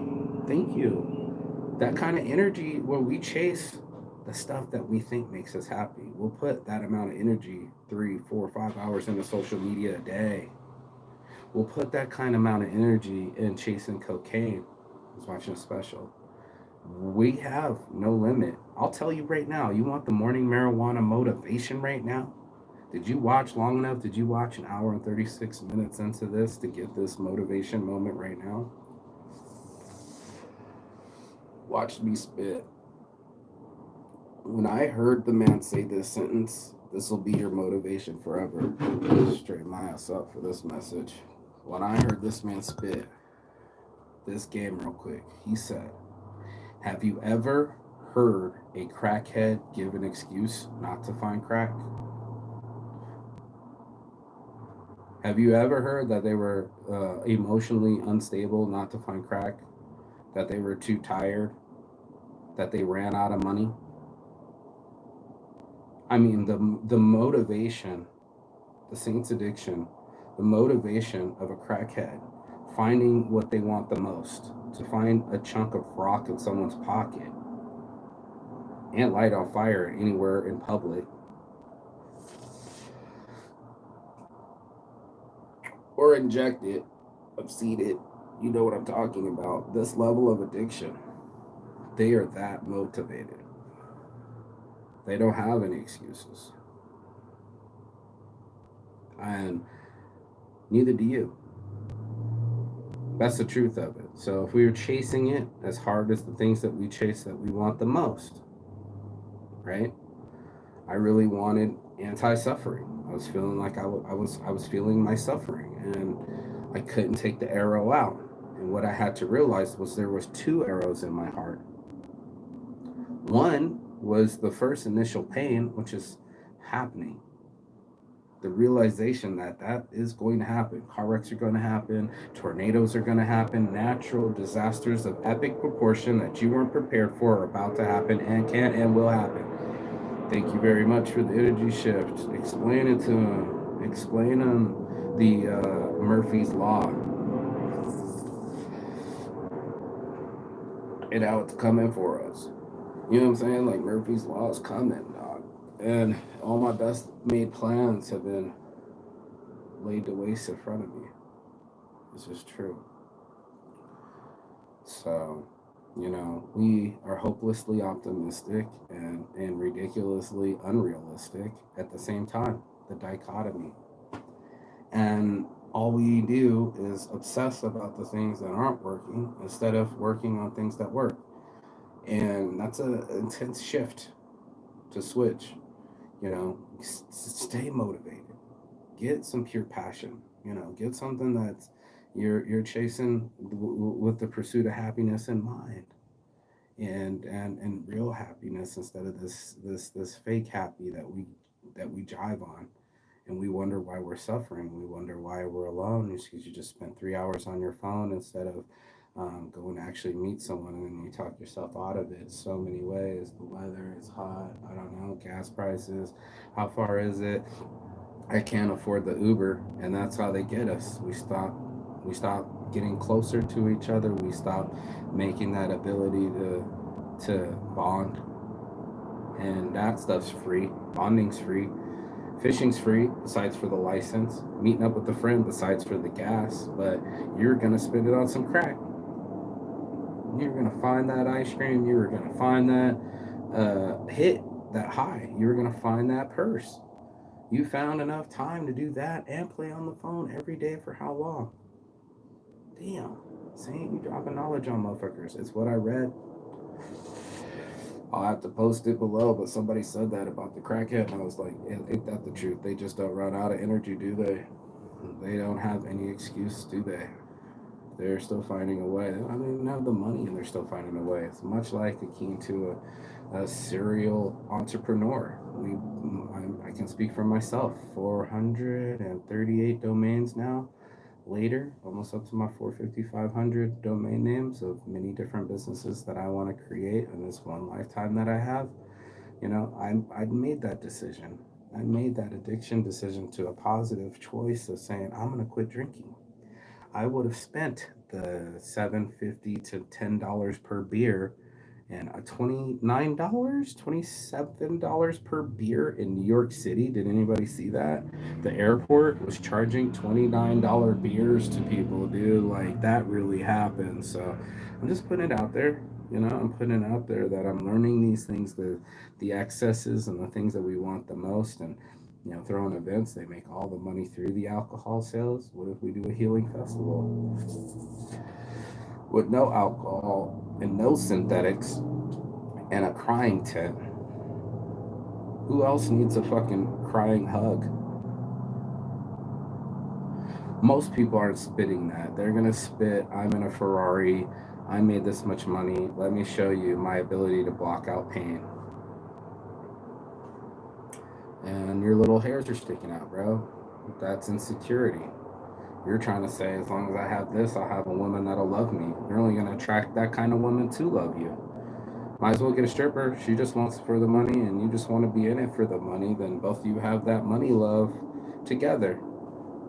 We kind of attract our tribe again, and our insecurities. And while we get more food insecure, that's why we have vegetables. It's another one of the ideas, which is to grow these vegetables and deliver them closest to us, ingest them more than buying in the Yum Yum brands. Shout out to Taco Bell. Y'all be getting everybody's money. I think it was McDonald's, Starbucks, Subway, them, and Chick-fil-A or something like that. Like top 5 food, or Wendy's, or one of them. It was like Burger King, McDonald's, Burger King, Starbucks. I think Subway was the 4th, and the 5th was the Taco Bell for American appetites. We eat half food. It was like 80% meat and 20% curious. We eat inferior food with inferior prices, and the cheapest food and the fastest food is still fruit. The real fast food, the original fast food is fruit. You feel me? The original source of vitamins and minerals, your vegetables, right from the ground, giving it to you in your gut, helps gut growth or not growth. How about that? Gut health, you know. Plenty of people get their yoga on. I'll let them preach, and teach to you about health. There are plenty of professionals out there. But again, we're getting that mind, body, and soul right. That reach, preach, and teach. Your Insane's addiction. So eventually the message gets out there. That's what I love about the videos. We'll put thumbnails up. We can promote them on Google Analytics. But the truth of you reading the information your damn self. Hello. You disciplining yourself and watching what you eat. Hello. You can't convince me that fruits are more expensive than fast food. It's not true. I just watched a special. Fruits and vegetables are still the cheapest food out there, but it takes time, preparation, and energy, like stoves and time. And we've cashed in our time for our health. Heart disease is the ultimate. Unfortunately, so is cancer next, and then I think the third was suicide, and nobody wants to talk about that. After extreme emotions, I could feel the tinges of suicide. Just lost a child. Most people would understand what I'm saying. I lost a child and didn't feel very worthy of a human being, mistake riddled, and didn't even matter that the show didn't matter. Depression was real, and it's still real shit.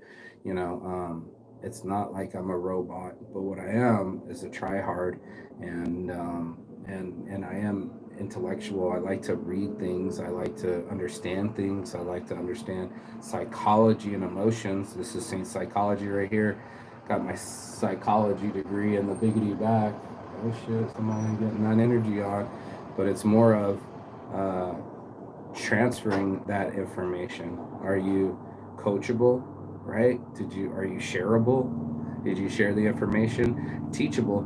And then soon when we get the podcast, I'll be able to have the whiteboard, but we'll talk about that black belt husband if anybody gets a chance on how to be a black belt husband and the levels it takes to get a black belt, you know, from white all the way through. I think it's blue, purple, brown, black. About 5 levels, 6 levels of black beltish activities, and being competitive with oneself. You know, disciplining yourself. You deserve fruits and vegetables. You deserve fresh juices. You don't deserve fast food. That's not right. And that's why it's marketed the way that it is, and the menu's the way that it is, and they only put the shiny burgers right there for you and make it complicated with the smaller, cheaper menu and really small so you can't see it. You don't want to be embarrassed in line. Speed is of essence. Just go to number one. It's the whole intake calories of the day, and you're going to need 2 other meals. So we wonder why we're overweight. We don't have to wonder. They're getting us on convenience and our emotions. And if we ever are so emotional, we go see that. We probably should take time to go make a meal. That time out away from social media makes us feel less inferior. We get more healthier because we're not adding oils and salts to the game. We're feeding ourselves exactly what we want to feed our temples, treating ourselves as temples, giving ourselves temple timeouts. I don't know how many people take naps or rest their body or rest their temple. Sleep is so of essence. If you have insomnia, it's usually because you are still chasing unremitted, on repeat emotional tracks. We call it cycling. In the psychology world, a lot of people like to cycle and upcycle it, and they feel an energy and a buzz from that as well. So this is for people to get some emotional stability and control. This is emotional mastery. Mastering your emotions is the name of the book. I'm going to buy one. I haven't bought one in years, decades. I don't really buy books, but I'm sure I would have bought a CD. So I'm going to discipline myself to get some knowledge. It's the thing that I've been seeking the most, and it has a book in the back, so I get to work on it and actually know that journaling is part of mental health. And anybody's getting in the game, it's more than just exercise. It's also journaling. You don't have to share this with people. I've seen a lot of people come to the drum circle and burn some of their journals. I think that's pretty awesome and cathartic too. So why not? Why not? Why not do better? Why not learn better? The robots are learning. AI is learning really fast, but we're not getting the knowledge, and I think it's atrocious. Atrocious. This is a deceit to people that we know the information. This is the rehab that I want for school. Same the rehabilitation of punishment working for prisoners. It doesn't work. It doesn't work. And there's a lot of work that needs to be done, and we're wasting our talents. Instead of teaching them anger management and putting them outside and letting them chop a tree out of it, and working a wage out of it. Most people get, I think my thing, 5 cents an hour, 42 cents an hour, or something atrocious. Another atrocity of our, like the war was this an atrocity, and then it only affects us in our housing markets, or when we need jobs or oil prices. Then we are, oh man, oil at the pump, man. Meanwhile, people are getting their children bombed. Everybody that bitched about gas, you're a complainer. You have lost touch with reality. Your only reality is you. You haven't become self-aware yet. The only thing you can bitch about is price.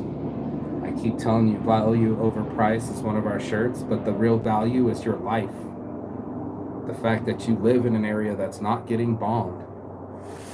That's the price. That's the value you get from the price. You get it. See, everybody wants the prize, but not everybody wants to pay the price. Richard Basham said that to most. And what do you prize the most? I prize my health, including my mental health and my relational health and the health of my experiences. This is what I value. There is no number to this. It's not a weight on my scale for me and my body. It's not a number in my bank account. And it's not in competition with anyone else. This is something that's internal. No one's going to show up and be my heartbeat when it's going down, right? No one's going to be like, we're competing for the wrong things. We need to compete for longevity, prosperity, partnerships, cooperation, communication. We need harmony. It's the 21st century. The robots should be doing the dull, dangerous, and dumb work. That's it. That's it.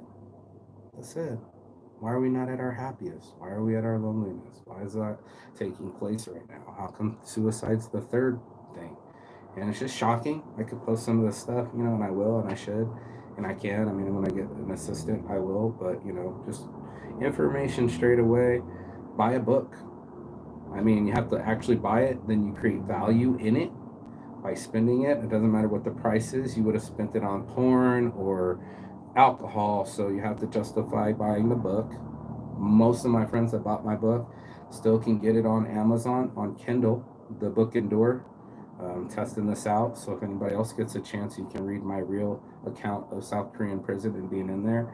Another suffering arrow I've kept in my heart for too long. It made me angry. Something else I had to pull out of myself. The mistakes and being mad at myself for the mistakes. And even though they're years ago, they still somehow made it inside my heart. And it's time to start pulling some arrows out of our hearts, folks. That first one's called pain. That's a fact. It's not that you're lying to yourselves, right? This is good for the last 9 minutes here. It's not that we're lying to ourselves, is that we have known that we are emotional people and that we based a lot of our decisions on our emotions. This is facts. And then I'm just dropping facts right now.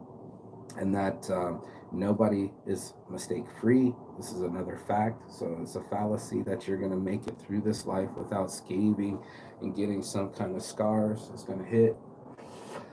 And you're going to want your coffin to have a couple scrapes on it, right? The cool part about it is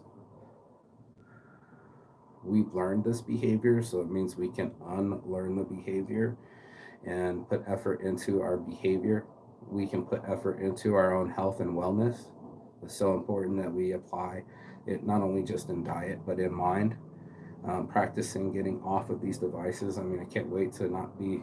This is a long period because now we're going to do the actual Saints Addiction podcast. So it's been in the plan to do long formats. There's some thick topics that we're going to go into that need like a 2-hour, 3-hour show, much like my buddy Adam Dunn. We're opening it up for other people too. That's why it's live on the Instagram for other people to call in and say, oh man, I've been suffering with this for years. This is how I overcame it.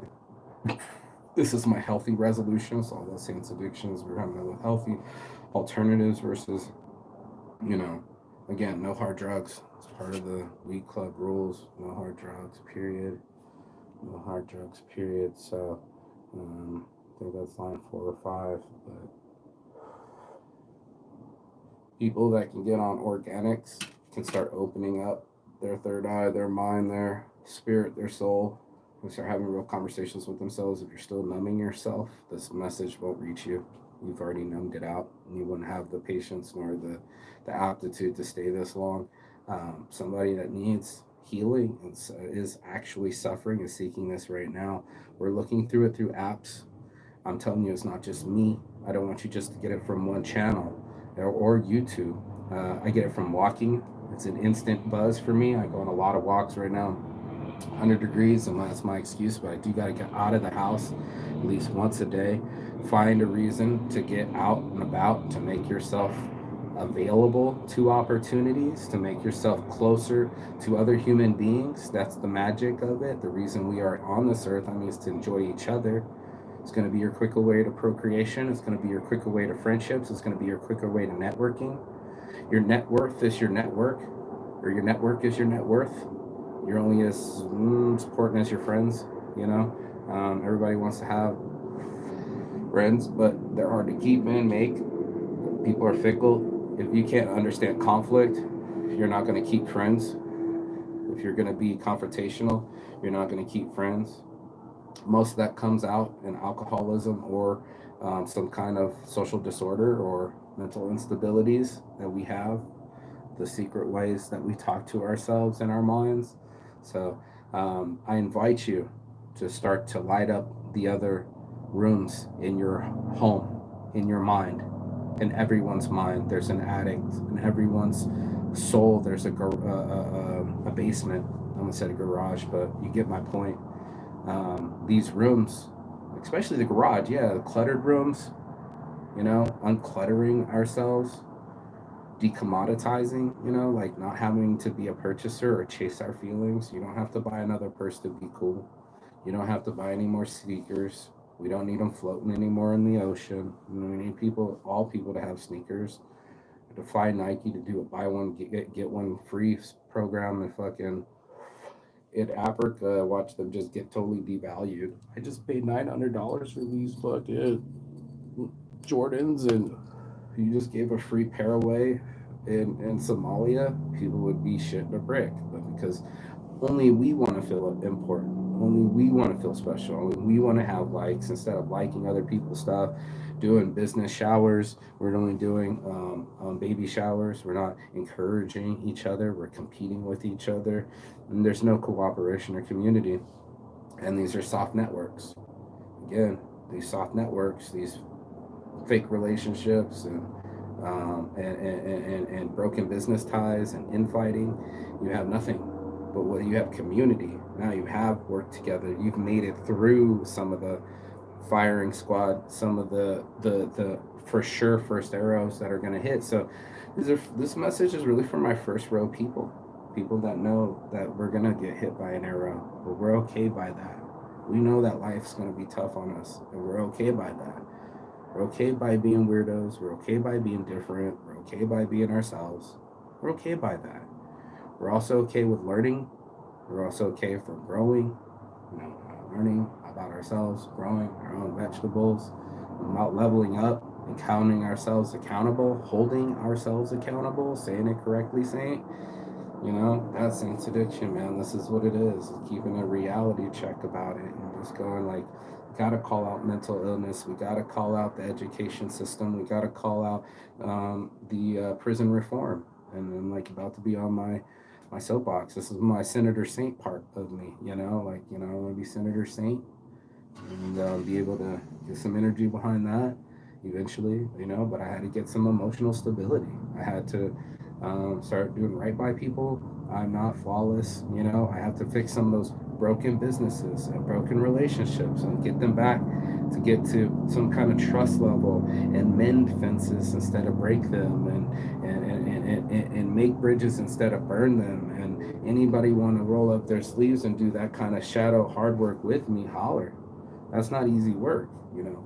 Comment, like, share below, whatever to that. People are like, get the power, get in Weed Club, get some power of community and togetherness, and together with the information that we share, we become very powerful. That's what the inventors wanted, but we also got to partake. We got to get closer to each other. Find yourself a local group, community, or somebody that's on the subject. You know, if we're talking about mastering our emotions today, what emotions are you trying to master?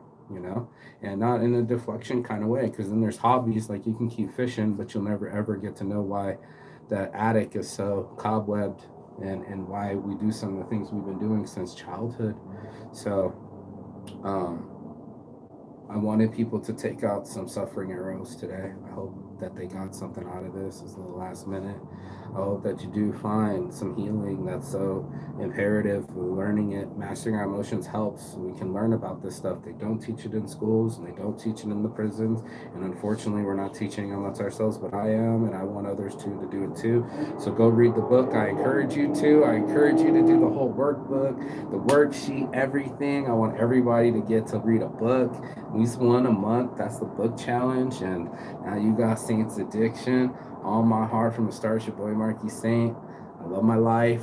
I'm being grateful, and I love learning, and I love sharing. So that's what you get this morning. On my heart from the start. Peace and love. And as always, Chigathon. That means goodbye, but not forever. In Finnish. And I will see you on the other side as soon as you like, share, and subscribe.